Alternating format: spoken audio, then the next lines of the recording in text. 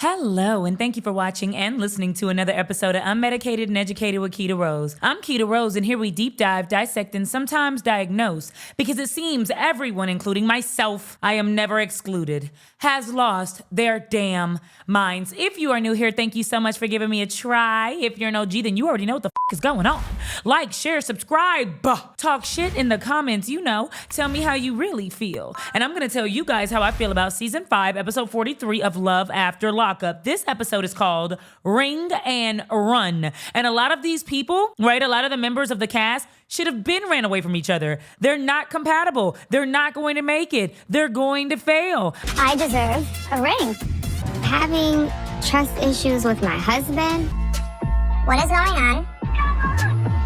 I foresee a lot of failed marriages and relationships in our future. And that's not me wishing, right? So, a lot of people will say things like, why do you wish bad on people, or don't wish these things on me? Hey, a prediction and a wish are two different things. I don't think you and John are going to stay married for long. Not I hope John leaves your ass, or I hope you leave John. But I don't think, due to how it's been going on thus far, due to the patterns of your bullshit, I don't believe that you guys are going to make it. Prediction, wishes, two different things. Anywho's, before I start this... Reality reach,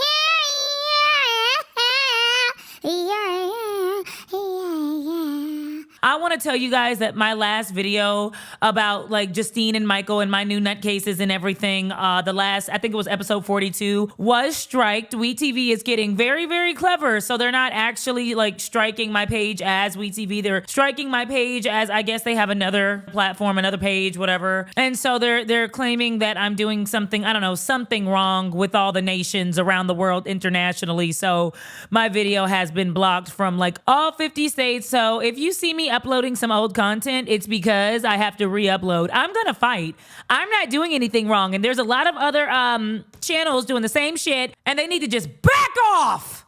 And thank you to everybody that Cash Apped me for the support of the channel. Thank you for all of you that's joined my YouTube membership and my Patreon. I really appreciate you guys. I got a lot of new content and new products coming in the future, and so you'll be the first to know, especially if you go down to KeitaSaidIt.com, okay, and give me your email address and sign up for my email newsletter. A lot of you are saying, I've signed up, Keita. You haven't sent me anything. Hold up. Let me put some flavor in it. I'm working on it, and perfection takes time. And everybody knows I don't put out bullshit. Keita don't put out no bullshit. All right? Okay. I also got some new vlogs. I decided to vacation in Mexico, and everything went to hell. I can't tell if I was in Tulum or Tijuana. It all felt the same. And yeah, so that vlog is coming soon on YouTube membership and Patreon. So again, thank you so much for joining. Let's get into my reality recap. I can't do the song again. I got dizzy the first time. So first we have Daniel and Bianca. Now, Daniel's shopping with his mom because he wants to spend some quality time with her, and he's asking her, does she think it's a good idea for him to marry Bianca? He proposed to Bianca during a really dark time during his prison sentence. And so now he doesn't know if he should uphold his promise, as a man, I've already proposed to her, or back off, create some distance and say, maybe we just need to be boyfriend and girlfriend for at least another 1 or 2 years. Even though Bianca has stated already that she has baby fever, she really, really, really, really wants to have a baby. She doesn't agree with birth control. She doesn't agree with condoms. So we got to figure that out. Oh, yeah. So Daniel's mom is like, I really like Bianca, I really do, but she needs to change a couple of things about herself, like drinking and being around other substances. When you have a substance abuse and drinking, issue, you can't hang with those that can. You can't pull yourself away from it like those who can. So you don't even need to be around it until you can absolutely make sure that you have enough discipline to stop yourself instead of, partaking, going down this rabbit hole that you've gone down your whole life and getting yourself rearrested. And I'm with mom. Damn. So he tells his mom that Bianca again has baby fever, and so they've been having a lot of sex, but they haven't been using protections. I did not use protection last night. That was kind of dumb on your part. Yeah. And it's like, what's wrong with you, Daniel? As a 31-year-old man that just got out of jail, that needs to gain his footing in civilization, right? Get a job, gain employment, go get a certificate of something, go to ICDC. Is ICDC college still available? Go to Kaplan. Okay, go get you a trade, a skill, learn something, be an HVAC representative. Instead of figuring out what you're gonna do for your future to really progress and make sure that you have something to pass down to any future kin, right? People used to love having children for the legacy of it all. I'm going to build all of this and then I'm going to pass it down to you and our name is going to mean something. Some of you are just Johnsons, just Whites, just Smiths. There's no legacy. There's nothing to pass down. You know, your grandfather, grandfather's grandfather, and grandfather's great-great-grandfather's grandfather drank beer, scratched his ass, and watched various types of games. That's it. And it's like, damn, I mean, does anybody want a little bit more for themselves first before having a child? Let me know in the comments if you think that gaining some sense of purpose, at the very least, gaining employment and steady finances is enough or should be required to have a child rather than just being in love and wanting to make babies. There's a lot of people that are like, hey, I don't like when people say that you're supposed to be financially stable and mentally and emotionally stable to have kids. I have 10 of them. My mom had 10. My mom's mom had 10. And that's just the way we get down. And we didn't have any of that shit. And our kids came out good. Okay. Hey.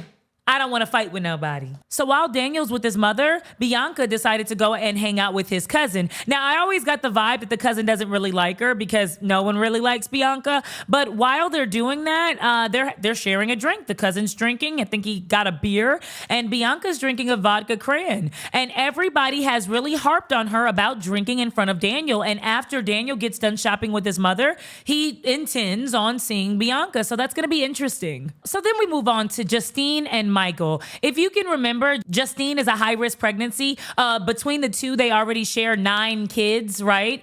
And so Justine is letting everybody know that she's a high-risk pregnancy and that she could pass away. She had just had her baby, I think less than a year prior to getting pregnant at this point. And Michael is overwhelmed with stress. He has to work a job. When we first got introduced to Michael and Justine, Michael was a rapper, right? And he was doing very, very well, had the big chains, and he was a little bit slimmer, kind of real sexy. Not to say Michael isn't attractive now, but he was, he just looked younger, more youthful, vibrant, he kind of looked like a person that was following their dreams and not the gray and pale and down, depressed look of somebody that was working a 9-to-5 because they had no choice, right? Somebody working paycheck to paycheck, which is what he told us they're doing. So Justine wants Michael to know that they're both on the same page and Michael doesn't have to blow up anymore when something is uncomfortable or when something makes him mad. If you can remember, Justine's autistic son, Santana, threw his iPhone because he was being bullied by Michael's son. On your phone, your $1,500 iPhone. Why would you throw your phone? Because you wouldn't stop. Michael got very, very mad. It was an $1,000 phone. Everybody was stressed out. And Michael decided to punch the wall because he and Justine had been called to come home early. They couldn't even handle what they needed to handle throughout the day without being called on some bullshit, which every parent has experienced. Hello. Justine says that she feels like Michael just needs to take a breather. He needs to get himself a little bit more educated when it comes to dealing with autistic children or dealing with children in general, handling your stress while you're in front of people that are younger than you, people that look up to you, people that are taking notes in how you handle things so that they could possibly put forth what you taught them, in the future. And so Justine was really upset and she let us know that when Michael acts like this, punches holes in the walls and just acts irate, it really pisses her off and she doesn't need any stress right now. She's a high-risk pregnancy. So Michael basically explains that he was just overwhelmed. He can't follow his dream.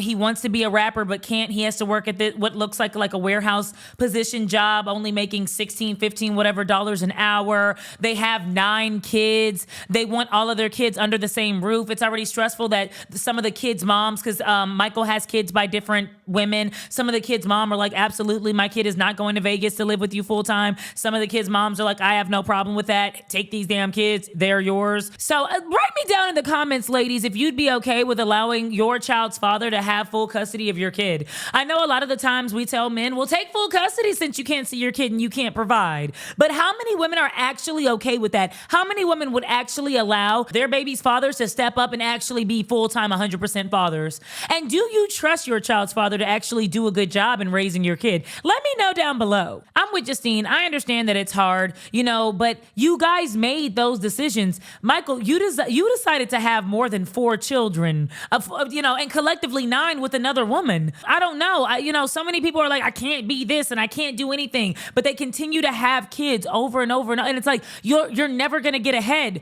Me, I love the thought of having a huge family, but I have one son. I was a one and done. And that's not to say that I won't have more kids in the future, but at the end of the day, I want to be a lot further in my career and a lot further in life before I even do that. I don't want this version of me to be a mother to another child. I want to be an even better version of myself and then raise someone else. Your firstborn got to thug it out with you. That's your batch. That's your first batch. The first batch of the cookies are always a little slumped and lopsided. It gets better. It's supposed to get better. So let's move on to Joey and Kim. And hi, Mom. Mom watches this. Everyone say hi to Mom. And she pointed out that last episode, I was getting a lot of people's names like really messed up. And that's because when I get really going, when I get really passionate about some shit, I mix up words, I mix up names, sometimes I mix up faces. So my bad, I will do better next time. So let's go on to Joey and Kim. So Kim is really stressed out. She has to buy a new house. She wants to move and create like a bigger space because now she has a husband and a man. And I thought to myself when Kim was explaining about how she has to put 3% down on a new home, right? So that means she's going to have the home that she has until she sells it. She's going to have to put 3% of whatever the price of the home. So let's say it's in $100,000 home. She's going to have to put like $3,000, $4,000 towards getting into something new and then possibly selling out or keeping the second house. She already has 2 cars under her belt, under her credit, because she has her car and the car that she gave to Joey. So she has a lot of stress going on and she's just overwhelmed. So it's time for Joey to get a job. Now, Joey hasn't expressed much interest in getting a job. I don't think Joey wants to work, and that really pisses me off. Why? What the is wrong with these men in this generation that decides they don't want to? Are you that much of a damn prize? Are you so much of a damn prize that you want to go and live in somebody else's home, your girl's home, your wife or your girlfriend, and not provide anything? It seems like back in the day, and I don't know, because there's a lot of stories about how the 90s and the 80s and the 70s and the 50s and the 60s were the good old days. But all I know is there were a lot of wars and bombs and cheating and all types of shit that still happens to this day, right? We all like to believe that we come from the best generation or the best time period, but at the end of the day, it's all the same shit on repeat. That's how it feels. And so, like back in the day, women used to talk about how the men would provide and how they would feel so ashamed and embarrassed if they couldn't provide for their children and their wives. And I understand that there are a lot of men these days that feel like that. Look at me stuttering because I know I'm about to say some bullshit. These days that feel like that. But I mean, where they at? Where they at, though? You got a grown-ass 30-something-year-old man that's moving in with a mother of 2. Speaking of that, he wants to go and he wants to get a paternity test for Kaysen. He believes that Kaysen was his because him and Kim have apparently always cheated on everybody they've been with each other. And so he thinks that Kaysen is his. And so my thing is, whether or not, I don't know if this was just for the storyline. I'm not really sure why it's important to note that Kaysen is yours. You don't have any money to take care of him. Hell, if I was Joey, I'd be like Kaysen's that other guy's. And so is Kyleson, Dalton, Holton, Kaysen, Dason, whoever the other child is, I'd say that they belong to the other man as well. Because personally, if you get mad at me and put me on child support, I'm not proving that I'm that baby's pappy. Y'all can say I'm full of shit all you want. I know I ain't shit. I never said I was. Joey just seems lazy. So he goes in and he has a job interview and he's interviewing with this man who basically lets him know that like HVAC is no joke. Joey has already told us that he does not want to do cable. He doesn't want to do HVAC. He doesn't want to be under people's houses installing anything, sweating for hours and hours and hours in the heat of the summer. He doesn't want to do things like that. Laborsome jobs. And it's like, you know what? I'm going to go ahead and say it because no one's going to say it. So I'll say it. Now it's a grind. fine. You're working in attics that are 190 million degrees, or crawl spaces where you might run into a snake or. In the real world, you can either work a labor job, a fast food job, you can get down and shovel shit with no education. But if you want a really luxe position where you get a deluxe apartment in the sky and you get to look outside of your windows to your office and you get to chill back and make the big bucks while you just answer a couple emails or press a couple of buttons, I'm here to tell you, you need to have education for that. I don't give a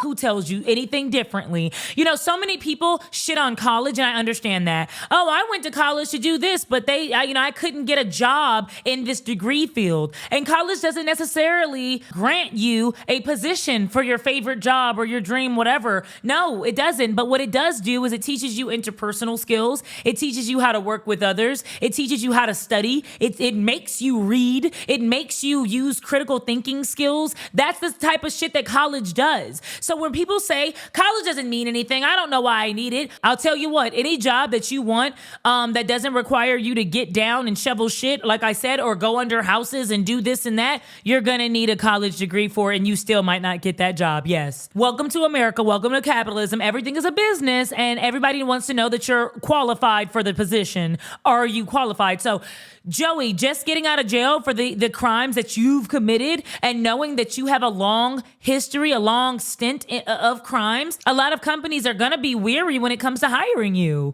How do I know you won't steal from me? How do I know that you won't, I'll get you all these certificates and I'll make sure that I put you through all these things and teach you along the way about how to do this job. But how do I know that you won't take that and then run away or go do some drugs or mess up somebody's home and cost me and my company millions? You're a liability at this point, and people don't really understand that. So it's kind of like, get what you can get. And in this case, Joey has to get an HVAC job and he still couldn't even get that. So he's letting the man know that he was in prison, but he's willing to learn and willing to work. He just really needs a job. Joey went in there like, hey, listen, y'all niggas hiring, cause basically, I don't have no job. My bitch tripping up at the house with the keys. I think one of them mine and one of them not, but the one that's mine, I might care about a little more. Anyway, that's not important. This is a job interview. So I really need the job. I really need the money. And I don't know shit about what y'all do or nothing like that. I don't have no certificate or none of this shit. I didn't go through the courses.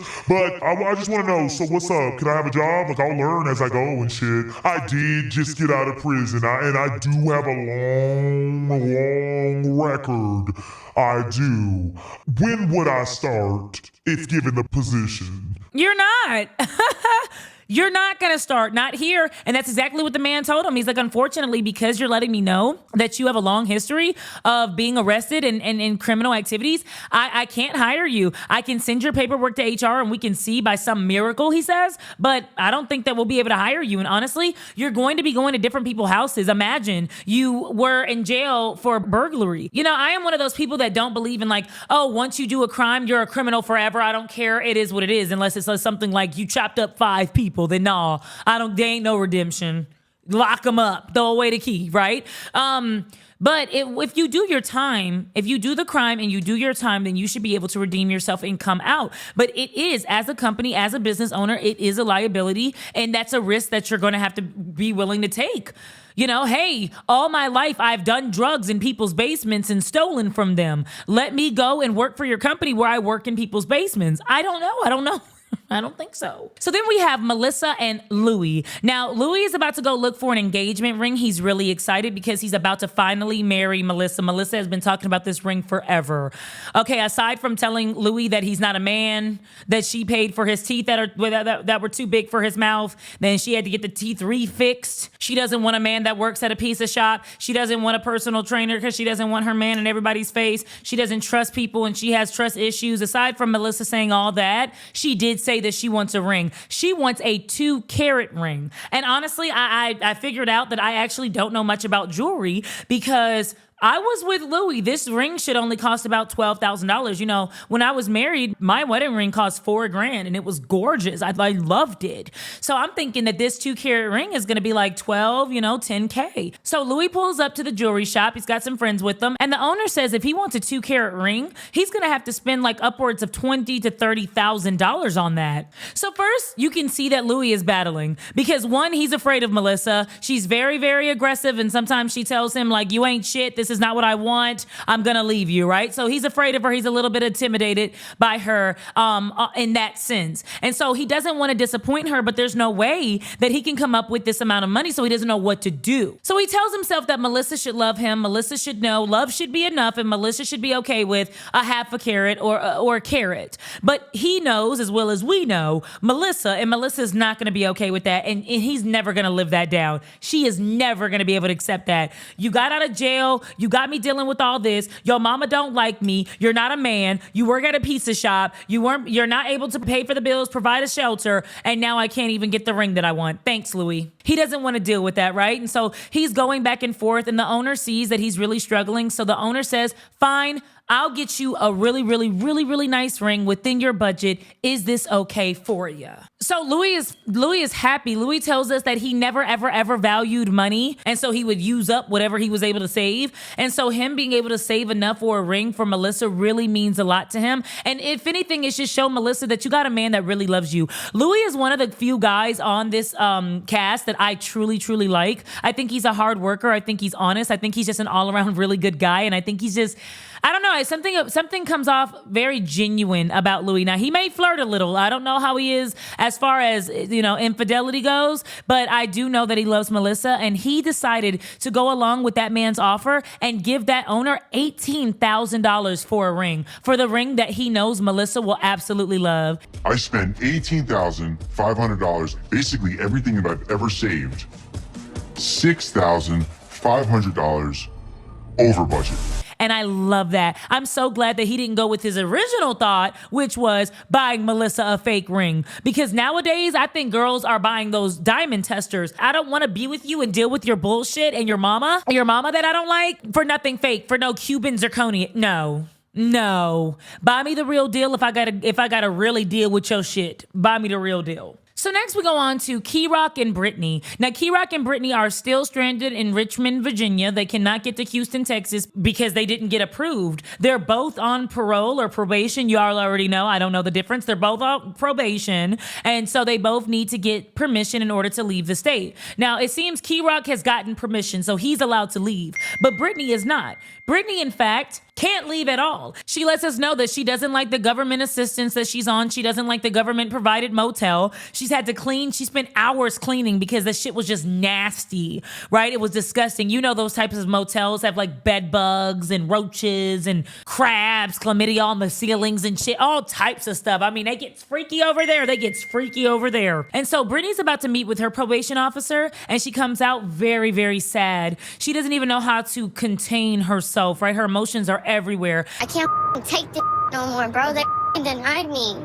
They denied me again, bruh. That she did not get permission to go to Houston. In fact, she has to live with an aunt and put her name on the aunt's lease. She has to provide proof that she's living in Virginia, and she has to pay back $10,000. And it's like, damn, this whole time, Brittany was acting like she wanted Key-Rock to be on the straight and narrow. And I'm sure she does, but the whole time I thought that Brittany's legal issues were already taken care of. And it seems that they weren't at all. It seems like Key-Rock was the one handling his business, and maybe that's why Key-Rock's always on Brittany about being more responsible. If Key-Rock had been in jail this whole time and Brittany was out on probation, then she could have been paying down that $10,000. That's assuming the balance started off at $10,000. She could have been doing what she had to do, getting on the lease, figuring out the rules, because, in a year or so, she's going to have to step to her probation officer and say, I'm ready to leave now, and I look at everything that I've done. Look at how much I've showed you I'm responsible. You can relinquish my, I don't know, permission over my body, I guess, to Houston, to Texas. But that didn't happen. And so now that makes me think that Brittany wasn't doing what she was supposed to be doing. And so they're both really upset at this point. So then we move on to Z and Troy. Z's been really angry lately. You know, she just disclosed to Troy that she wasn't able to pay for her business and the house, so everything is falling apart and they're in like $10,000 worth of debt, which could stress out anybody, especially a man that's coming home to a new family, a new situation, and doesn't have any money of his own. And so Z wants to go see Patrice. She wants to go see her psychic, and Troy, there being a loving, supporting husband, right? He agrees to go with her. And I really, truly love Troy. I love Troy. So Patrice lets us know that she's a psychic reader, but she is not a tarot reader. She's a psychic medium. And this whole life and all this stuff is really new to me because I felt like a medium only talks to dead people, but apparently she tells you she's a psychic medium, so she also can do psychic, but she doesn't read the cards, but she does use cards in her reading. So Patrice is reading their future and she pulls out a 9 of Swords, which is a chaos card. She also pulls out a card that means destruction of a foundation, and death towards something and negative energy. And she says that she feels like there's some like female negative energy going on. And Z is like, that's all I needed to hear. What the Troy? You're sitting up here cheating on me? What the She just said you're cheating on me, bro. What the Z storms out. She's upset. She's like, this is all I needed. Thank you, Patrice. You are cheating on me. Of course, you guys already know that Z cheated on Troy, and cheating and infidelity is a really, really touchy topic for Z, which is funny and very rich, seeing as she's the one that cheated. You're the one that did all this. So I don't know why being faithful is such a thing that you're freaking out about. You're not a faithful person. Troy is just dumbfounded. He agreed to be supportive and loving, but then he also didn't agree to go through all of this shit, and he just truly doesn't understand why he's having to experience this with Z. And honestly, nobody knows. Z's been yelling at Troy from the very beginning, and this just seems like more of a confirmation that Z needed and more validation to yell at Troy. She just has a lot of anger. She has a lot of stress. You can tell she's going through a lot. And so she likes to take out all of her anger on Troy, which is completely unfair. So they go to Z's parents' house because Z wants to really get some advice. You know, she says that her parents have been together for 30 plus years.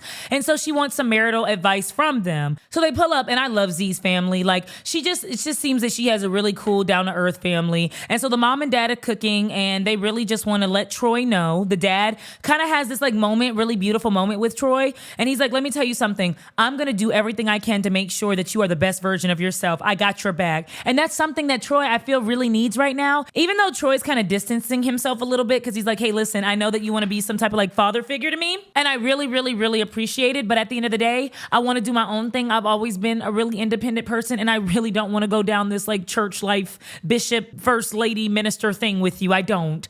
I do believe in God, and I like that you pray over me, and I love that you have my back and you support me as your daughter's husband.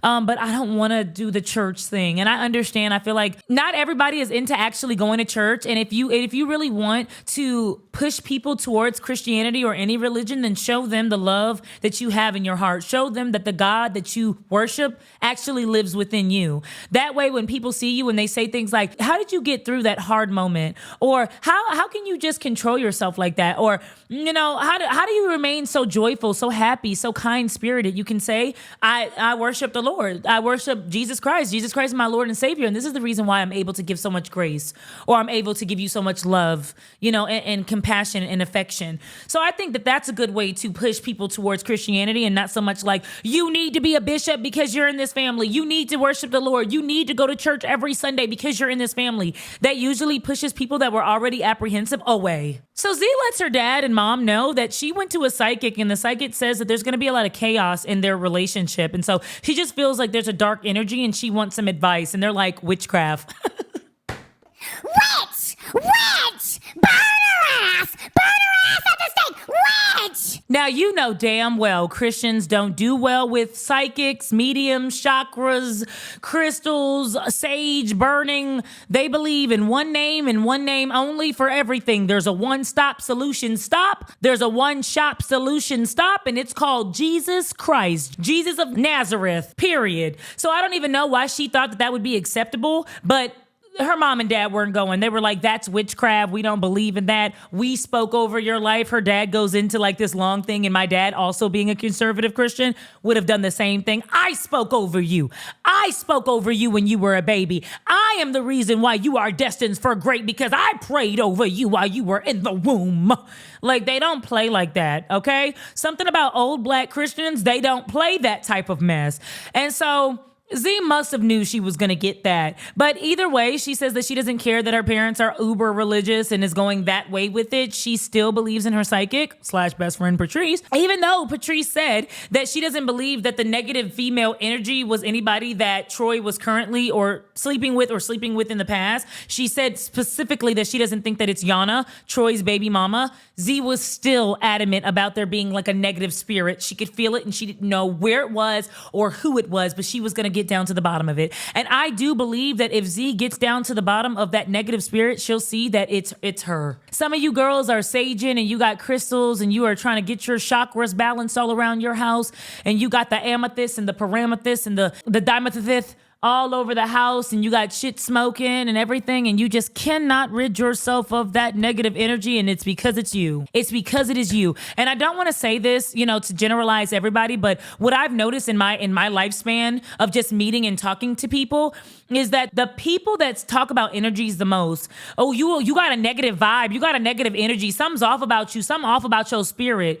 They're the ones with the negative spirits. Their demons are whispering in their own ear, talking shit about everybody. It's really like they need to self-reflect, but really they're just going ahead and projecting everything that they need to fix upon themselves, and all the energy, the negativity, and the negative spirits that are within them and the demons that they fight with, they'll just project it onto you, right? And they'll just throw it onto you. So that's what I've noticed. Let me know down in the comments if you've noticed that, right? The people that talk about energy the most are the people with the worst energies ever. So I'm gonna skip Bianca and Daniel because they're boring. It's the same storyline. Daniel's really upset that Bianca decided to have a vodka cran. They're fighting over it. Bianca's like, I'm 23. I'm gonna have fun and be young. Daniel's like, well, I'm 31 and just getting out of prison, so I need to worry about responsibilities. And that's how you know the two aren't equally yoked. And it is a good thing that they won't be getting married because Daniel's having second thoughts. But what's not a good thing is the fact that they are having unprotected sex. Daniel finished inside of Bianca and she doesn't want to take the plan B. You shitting me? I'd have a vending machine full of plan Bs. B7. It's a Tuesday. But she doesn't want to take it because she has baby fever and she really wants to be a mother, even though she can't stop drinking for one day and can't be supportive and provide a safe and happy environment from her boyfriend who battles with substance abuse. Not very responsible, not very compassionate, not very loving. Okay. Yep. You're going to be a good mommy. So that's the end of the recap. Thank you so much for watching and listening to another episode of Unmedicated and Educated. And until next time, baby, I will holla.